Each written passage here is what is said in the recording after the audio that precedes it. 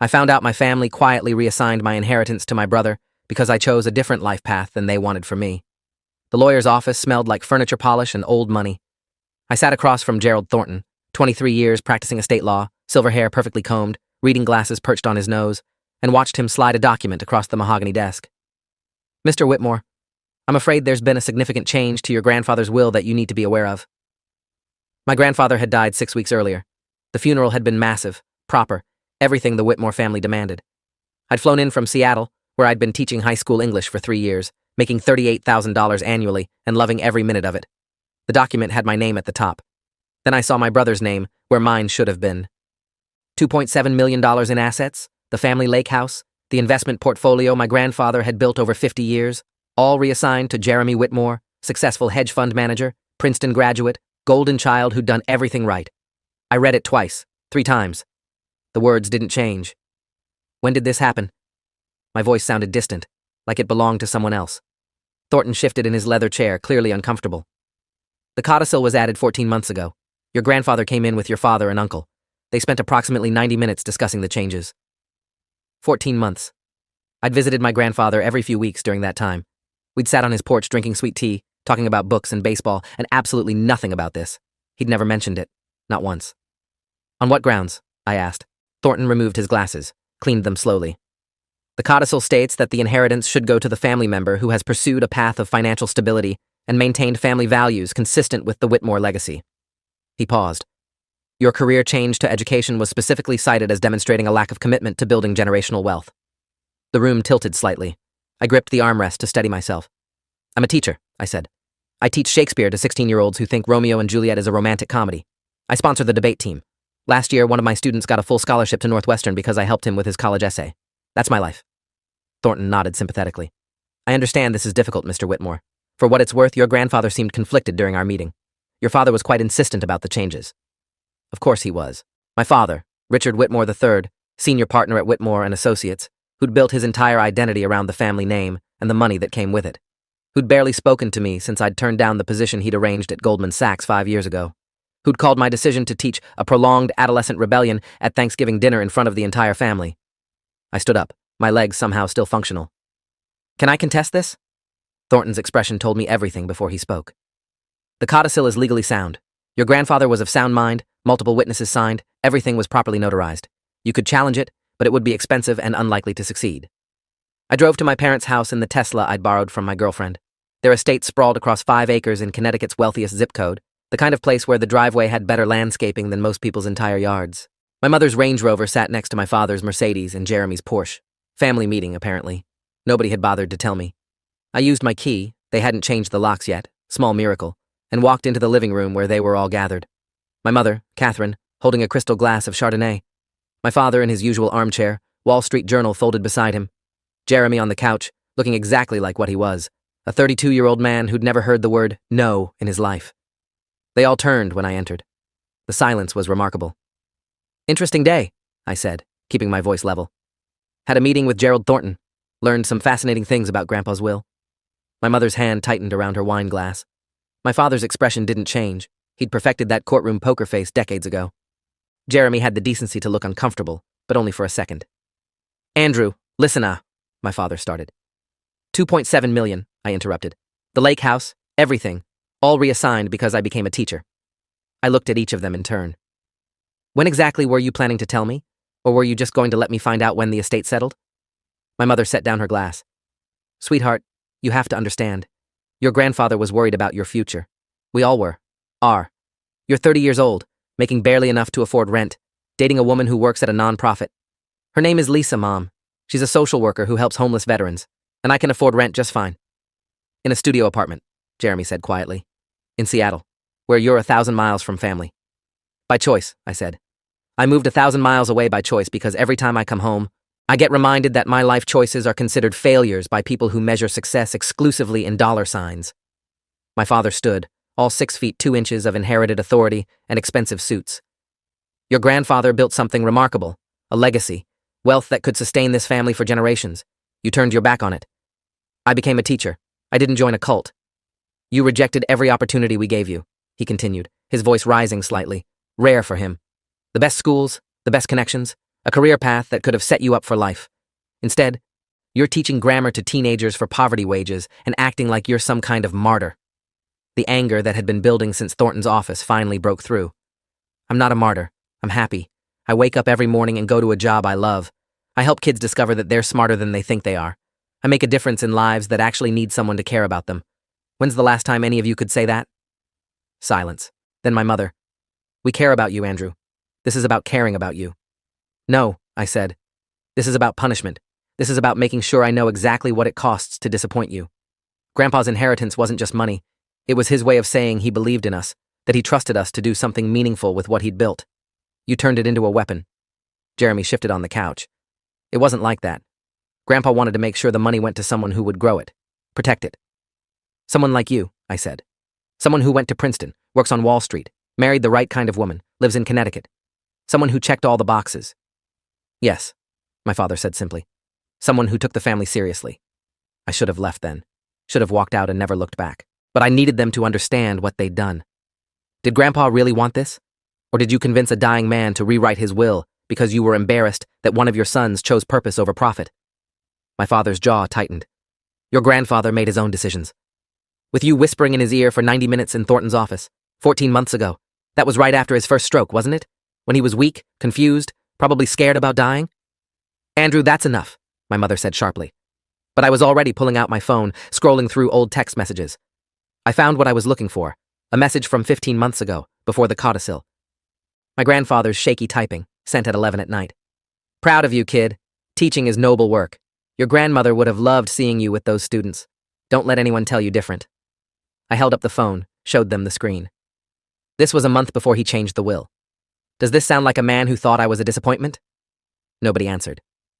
I'm going to ask one more time, I said quietly. Did Grandpa initiate these changes, or did you? The look that passed between my parents was answer enough. We did what we thought was best for the family, my father said finally. For all of us, including you. Sometimes people need to face consequences to understand their mistakes. Teaching isn't a mistake. It's my life. It's a phase, my mother said. You're still young enough to course correct, go back to school, get an MBA. I don't want an MBA. I want my inheritance that my grandfather intended for me before you manipulated him into changing it. Jeremy stood up. Andrew, come on. You're making this sound worse than it is. The money's staying in the family either way. It's not like it's going to strangers. It's going to you, I said. Only you. That's the whole point. They're rewarding you for being what they wanted and punishing me for choosing differently. Don't pretend you don't see that. He had the grace to look away. I turned back to my parents. I'm going to contest the will. You'll lose, my father said. Thornton already told you it's airtight. Maybe. But I'll make sure everyone knows what you did. Every detail. Every conversation. The fact that you pressured a dying man to disinherit his grandson because that grandson had the audacity to become a teacher. My mother's face went pale. You wouldn't. Watch me. I walked toward the door, then stopped. By the way, I'm going to visit Grandpa's old neighbors this week. The Chamberlains, the Davidsons, Mrs. Fletcher who used to bring him soup. I'm going to tell them all about this. They might be interested to know how his final wishes were really handled. That's blackmail, my father said coldly. No, that's transparency. You wanted consequences? Here they are. I left before they could respond. My hands were shaking so hard I could barely get the car key in the ignition. I sat in the driveway for 5 minutes, trying to breathe normally, trying to process what had just happened. My phone buzzed. Lisa. How'd it go? I stared at the message, trying to figure out how to explain that my family had stolen my future and thought they were doing me a favor. Finally, I just called her. They really did it, I said when she answered. They got him to change the will, and they're not even sorry. Her voice was gentle, steady. Everything I needed right then. Come home. We'll figure this out. I don't know if there's anything to figure out. Thornton said the will is solid. I'd need proof that they coerced him or that he wasn't mentally competent, and I don't have either. Then we find it, she said, or we accept it and build our life anyway. But you don't have to decide tonight. I drove to my grandfather's house instead of the hotel. The estate executor had given me a key weeks ago, said I could visit whenever I wanted before the property officially transferred. The house was exactly as he'd left it. Books everywhere, photographs on every surface, the smell of pipe tobacco still lingering in his study. I sat in his favorite chair and looked around at a lifetime of memories. The photo of him and my grandmother on their wedding day, the trophy from his college baseball championship, the picture of me at 8 years old, holding up a fish I'd caught at the lake house, Grandpa's arm around my shoulders. That little kid had no idea his family would eventually quantify his worth in dollar signs and find him wanting. I started going through his desk, not sure what I was looking for.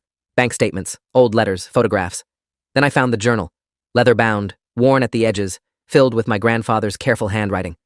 The last entry was dated 2 months before he died. Richard came by again today. 3rd time this month.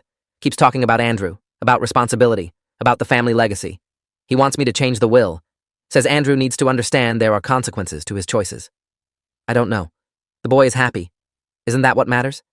His grandmother always said the only real failure is living a life that makes you miserable. Andrew isn't miserable. Jeremy is successful, yes, but he's not happy. You can see it in his eyes. Richard doesn't understand that, or doesn't want to. I'm tired. The medication makes it hard to think clearly. Richard says he'll help me talk to Thornton, make sure everything is handled properly. Maybe he's right. Maybe I'm being sentimental. But when Andrew visited last week, we talked about his students. The way his face lit up when he described helping some kid finally understand Hamlet. That's real wealth, isn't it? I wish I could ask Catherine what she thinks. She'd know what to do.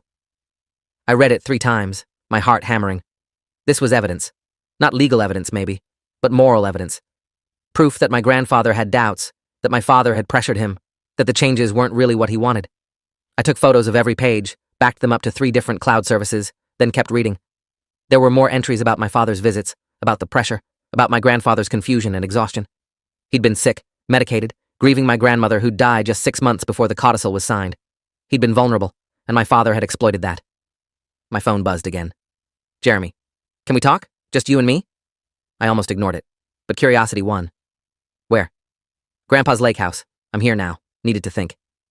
I drove the 30 minutes to the lake, the journal still in my hands. The house sat on 3 acres of prime waterfront, the same place where we'd spent every summer as kids. Jeremy's Porsche was parked in the gravel driveway. I found him on the dock, sitting with his feet dangling over the water, holding a beer. He didn't turn when I approached. Remember when we were kids? He said. We'd spend all day out here, swimming, fishing, building forts in the woods. Everything was simple. Nothing's simple anymore, I said, sitting down beside him. He handed me a beer from the 6-pack next to him. We sat in silence for a while, watching the sun sink toward the tree line. I didn't want this, Jeremy said finally. The will thing. I told Dad it was wrong. But you didn't stop it. I tried. You don't know what he's like when he's made up his mind about something. He had all these arguments, all this logic about family responsibility and legacy preservation. Mom backed him up. What was I supposed to do? Say no, I said simply. Tell them you wouldn't accept an inheritance that was stolen from your brother. He winced at the word stolen. It's not stolen. Grandpa signed the papers. After Dad spent months manipulating him while he was grieving and sick and probably didn't know which way was up. I pulled out my phone, showed him the photos of the journal entries. He read them slowly, his expression darkening. Where did you find this? Grandpa's desk. He wrote down everything, every conversation, every doubt, every time Dad pushed him toward changing the will. It's all there. Jeremy handed the phone back. This doesn't prove coercion, not legally. I know, but it proves the truth. Grandpa didn't really want to disinherit me. He was pressured into it by Dad, and he was too tired and sick to fight back. My brother drained his beer, crumpled the can. So, what are you going to do? I don't know yet. Contest the will? Probably lose. Tell everyone who'll listen what really happened. Make sure Dad's country club friends know he bullied his dying father into rewriting his will. Nuclear option. That'll destroy the family, Jeremy said quietly. The family destroyed itself when they decided my career choice was grounds for disinheritance. He was quiet for a long moment. Then, what if I give you half? I turned to look at him. What? The inheritance. What if I give you half of it? Not legally, not through the will, that's too complicated. But just a transfer, clean and simple. 1.35 million, half the assets, co-ownership of this house. We split everything the way Grandpa probably intended before Dad got involved. I stared at him, trying to figure out if he was serious. Why would you do that? Because it's the right thing to do. Because you're my brother and this whole situation is fucked up.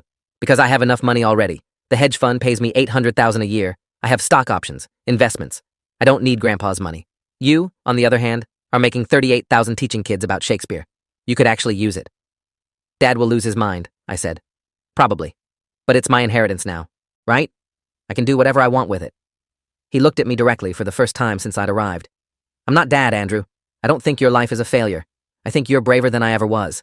I took the safe path, the expected path, and yeah, I'm successful. But I spend 60 hours a week managing other people's money and I can't remember the last time I felt proud of myself. You help kids. You make a difference. That matters. I didn't know what to say. I'd come here expecting a fight, and instead, my brother was offering me half of everything. I need to think about it, I said finally. Take your time. I'm not going anywhere. We sat on the dock until dark, drinking beer and not talking much, just being brothers again for the first time in years. When I finally left, he walked me to my car. "Hey, Andrew." "Yeah?" "Whatever you decide about the money, don't let Dad win. Don't let him make you think your life isn't valuable just because it doesn't fit his definition of success. You're doing exactly what you should be doing." I drove back to the hotel with my head spinning. Jeremy's offer was generous, unexpected, and probably genuine. But accepting it felt wrong somehow, like I'd be letting my parents off the hook for what they'd done. The next morning, I called Lisa. "Jeremy offered to split the inheritance with me." "That's wonderful. Andrew, I don't know if I should take it." Silence on the other end. Then, "Why not?" "Because it feels like accepting defeat, like I'm admitting that what they did was okay as long as I get some money out of it." "Or," Lisa said gently, "it's accepting that Jeremy is trying to do the right thing, and that you deserve what your grandfather wanted you to have. This isn't about your parents anymore. It's about you and your brother making things right." She was right. I knew she was right. But the anger was still there, burning in my chest, demanding some kind of reckoning. "I want them to admit what they did," I said. "I want my father to acknowledge that he manipulated Grandpa, that he used the inheritance as a weapon to punish me for living my own life." "Do you think he ever will?" "No." "Then you have to decide what matters more. Getting an apology you'll never receive, or accepting the gift your brother is offering and moving forward with your life." I spent the rest of the day walking around the city where I grew up, thinking about everything that had happened. I walked past my old elementary school, the park where we used to play, the library where I'd discovered my love of reading. This place had shaped me, but it didn't own me anymore. I called Jeremy that evening. "I'll accept your offer, on one condition." "Name it." "We use some of the money to set up a scholarship fund in Grandpa's name, for students who want to pursue teaching or other public service careers, students whose families might not understand or support their choices. We make it big enough to actually matter." There was a pause, then I heard him laugh, the real laugh I remembered from when we were kids. "Grandpa would love that. Absolutely yes. Let's do it. And one more thing. We tell Mom and Dad exactly what we're doing and why. They don't get to pretend this didn't happen. Deal. When do you want to do this?" "Tonight. At the house. Both of us together." 2 hours later, we were back in our parents' living room. They looked surprised to see us together, more surprised when we sat down side by side on the couch, like a united front. "Jeremy and I have made some decisions about the inheritance," I started. My father's expression was wary. "What kind of decisions?" "I'm transferring half of everything to Andrew," Jeremy said. "1.35 million, half the assets, co-ownership of the lake house, and we're setting up a scholarship fund in Grandpa's name for students pursuing careers in teaching and public service." My mother actually gasped. My father's face went red. "You can't do that. That money was meant—" "For me," Jeremy interrupted. "It's my inheritance now, legally. I can do whatever I want with it. And this is what I want." "You're making a mistake," my father said, his voice tight with controlled anger. "You're letting Andrew manipulate you into giving away your inheritance." "Nobody's manipulating anyone," I said. "Unlike how you manipulated Grandpa into changing his will in the first place." I pulled out my phone, started reading from the journal entries. My grandfather's words, his doubts, his descriptions of my father's pressure and persistence. My mother's face went pale. My father stood up, paced to the window. "Those are private thoughts. You had no right." "He was my grandfather too," I said. "And his private thoughts make it very clear that changing the will wasn't his idea. It was yours. You spent months wearing him down while he was sick and grieving, until he was too tired to fight back. I did what was necessary to protect this family's future. You did what was necessary to punish me for embarrassing you. That's what this has always been about. Not the family legacy, not generational wealth, just your ego. You couldn't stand that one of your sons chose a different path, so you made sure I knew exactly what that choice would cost." My father turned to Jeremy. "You're really going to let him destroy everything I've built? Everything this family stands for?" "This family stands for a lot of things," Jeremy said quietly. "But it shouldn't stand for punishing people for choosing meaningful work over money. Andrew's not wrong. Dad, you did pressure Grandpa. I was there for some of those conversations. I saw how it went." "Then you're both fools," my father said coldly. "When you realize what you've thrown away, don't come crying to me." "We won't," I said, standing up. "Come on, Jeremy. We have lawyers to meet with in the morning." We left together. In the driveway, my brother turned to me. "That went better than I expected. He didn't throw anything. I count that as a win." We shook hands, then Jeremy pulled me into a hug. "I'm sorry," he said, "for all of it, for not standing up sooner, for letting them do this in the first place. You deserved better." "We both did," I said. The next 3 months were a blur of legal paperwork, financial transfers, and family drama.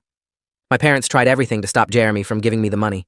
Threats, guilt trips, bringing in other relatives to apply pressure. None of it worked. The scholarship fund was established with $500,000 in seed money, the Whitmore Foundation for Future Educators.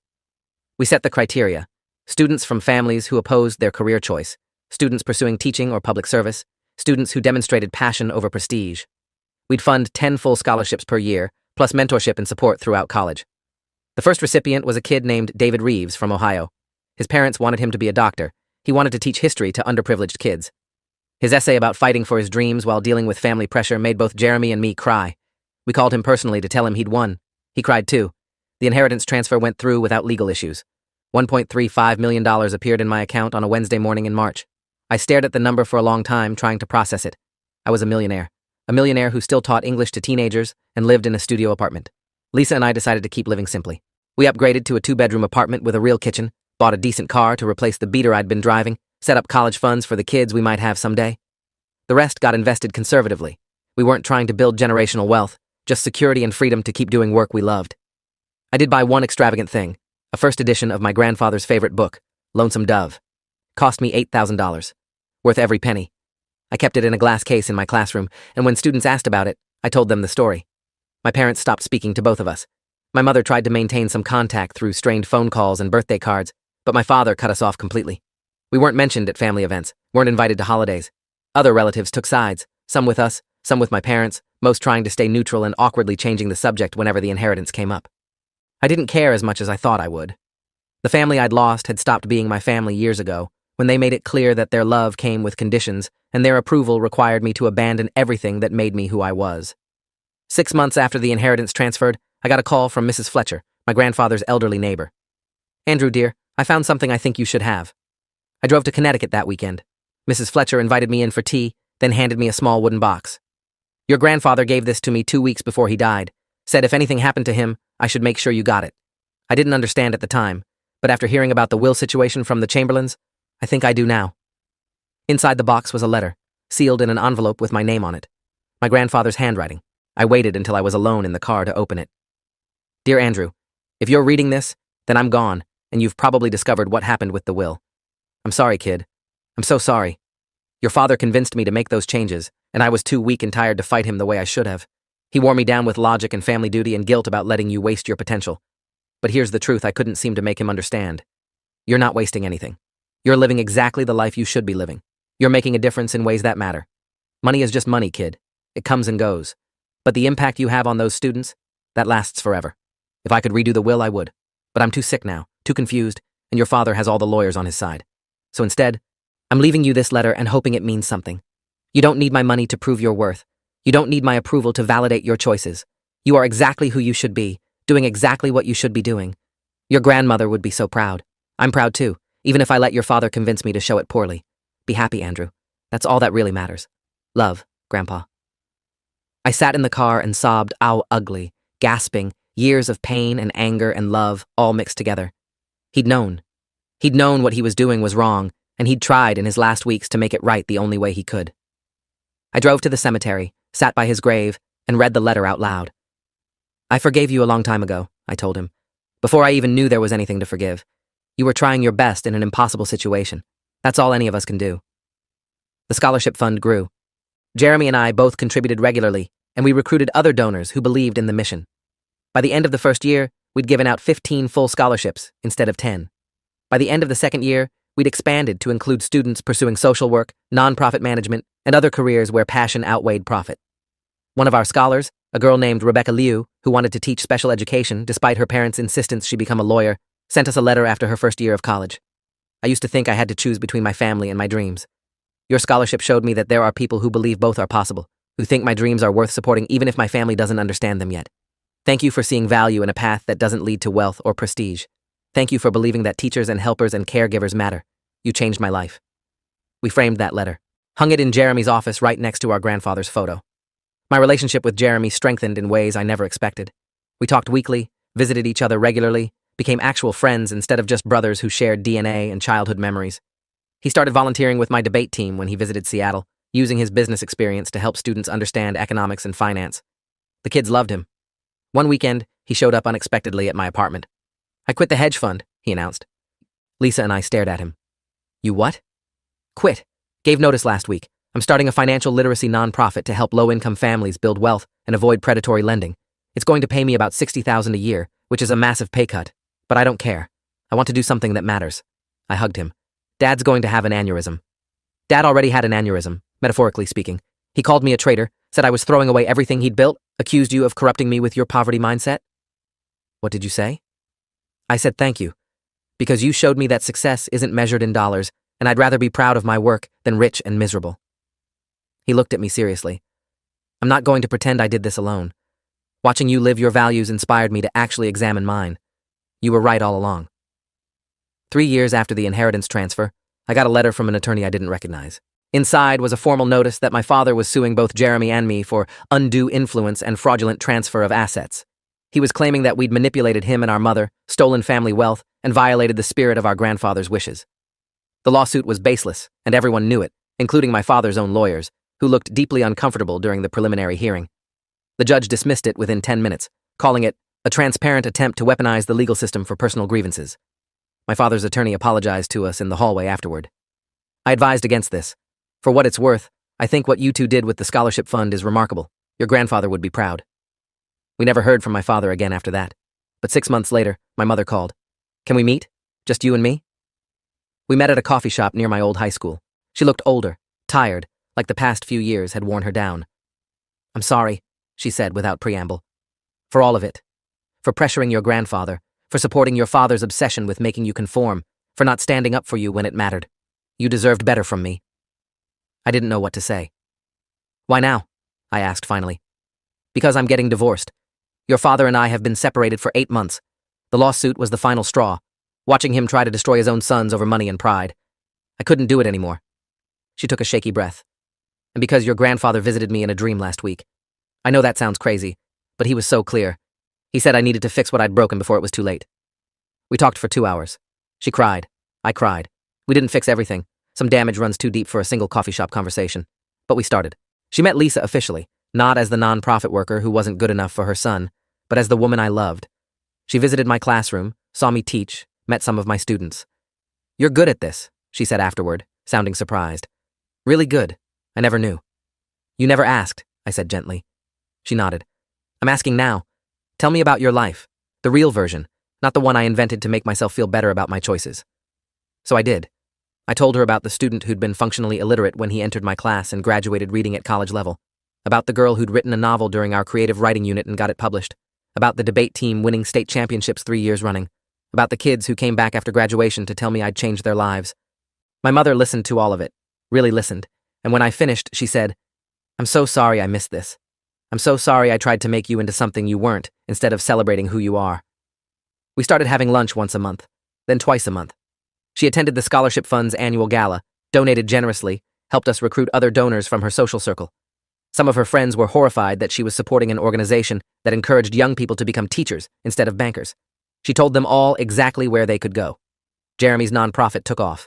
Within 2 years, he was helping over 5,000 families annually, teaching financial literacy classes in community centers, partnering with schools to provide education on managing money and avoiding debt. He won awards, got featured in the New York Times, became exactly the kind of successful that had nothing to do with his bank account and everything to do with his impact. My father saw the article. He sent Jeremy one text. You could have been running a hedge fund worth billions. Instead, you're playing social worker for poor people. What a waste. Jeremy showed me the text, and we both laughed. Because we'd learned something our father never understood. The only waste is spending your life doing something that doesn't matter to you just because other people think you should. Last month, the Scholarship Fund gave out its 100th full scholarship.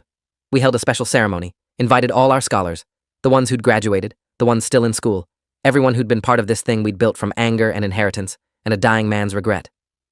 Rebecca Liu spoke, now a special education teacher in Chicago, with a classroom full of kids who adored her. David Reeves spoke, teaching history in an under-resourced school in Cleveland and loving every minute. One by one, they shared their stories of fighting for their dreams, of facing down family pressure, of choosing meaning over money. At the end, Jeremy and I stood up together. Our grandfather built something important in his life, I said. Not just wealth, but a legacy of caring about what matters. He taught us to work hard, to value family, to build something lasting. We're honoring that legacy, just not in the way everyone expected. The Whitmore name used to mean money and power and prestige, Jeremy continued. Now it means something different. It means believing in people who choose passion over profit. It means supporting dreams even when they don't make sense on paper. It means understanding that the best investment you can make is in someone else's potential. We raised a glass to our grandfather, to second chances and stolen inheritances turned into something beautiful, To families that love you despite your choices, and brothers who stand beside you when it matters. To teachers and helpers and caregivers and everyone else who makes the world better without getting rich doing it. My phone buzzed during the reception, a text from an unknown number. I almost deleted it, then saw the message. This is your father. I made mistakes. Many mistakes. I'm not asking for forgiveness. Just wanted you to know I saw the article about the scholarship fund. Your grandfather would be proud. I should have told you that a long time ago. I showed Jeremy. He read it, handed the phone back. What are you going to do? Nothing, I said. Some apologies come too late to matter, but at least he said it. We spent the rest of the night celebrating with our scholars, with Lisa and Jeremy's wife Michelle, with my mother who'd become one of the fund's biggest supporters, with all the people who'd chosen to be our family not because of blood or obligation, but because of shared values and mutual respect. I thought about the kid I used to be, sitting on my grandfather's porch, drinking sweet tea and talking about books. He'd wanted me to be happy. That's what the letter said. Be happy. That's all that really matters. I looked around the room at 100 students who were pursuing their dreams because we'd given them permission and support. At my brother who'd walked away from millions to do work that fulfilled him. At the woman I loved who spent her days helping veterans find housing and hope. At my mother who'd finally chosen her sons over her husband's approval. I was happy. Not because of the money, though financial security helped. Not because I'd won some battle against my father or proved him wrong, though there was satisfaction in that. I was happy because I'd built a life that mattered, surrounded myself with people who valued what I valued, and turned my grandfather's complicated legacy into something purely, powerfully good. The inheritance my father tried to steal had become something better than he could have imagined. Not wealth that sat in accounts earning interest, but wealth that moved through the world, creating opportunity and hope. Every scholarship was a middle finger to everyone who thought teaching was a waste. Every graduate was proof that passion and purpose matter more than prestige. Every life changed was a vindication of the choice I'd made at 25 to walk away from Goldman Sachs and toward a classroom full of teenagers who needed someone to believe in them. Be happy, my grandfather had written. That's all that really matters. He was right. And I am. If you enjoyed this, you'll definitely want to see the next ones too. So subscribe now and let me know your take in the comments.